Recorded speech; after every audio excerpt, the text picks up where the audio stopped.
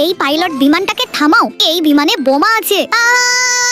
আমি তো শেষ। বাবা টমি কাঁদিস না, তোর মা আমাদের ছেড়ে চলে গেছে। এই দেখ টমি, তোর জন্য আমি নতুন রোবট মা নিয়ে এসেছি। আমি চাই না এরকম রোবট মা, আমি আমার আসল মাকে চাই। টমি কেঁদো না, তুমি আমাকে তোমার আসল মাই ভাবতে পারো। না, আমি এটা কখনোই ভাবতে পারবো না। কেঁদো না রোবট মা, দেখবে টমি তোমাকে আস্তে আস্তে মা হিসাবে মেনে নিবে। মা, আমাকে ছেড়ে তুমি কোথায় চলে গেলে? টমি এত কাঁদলে তো তুই অসুস্থ হয়ে পড়বি। বুঝতে পেরেছি, টমি আমাকে মা হিসাবে মেনে নিতে পারছে না। আমি এখন এখান থেকে চলে যাব।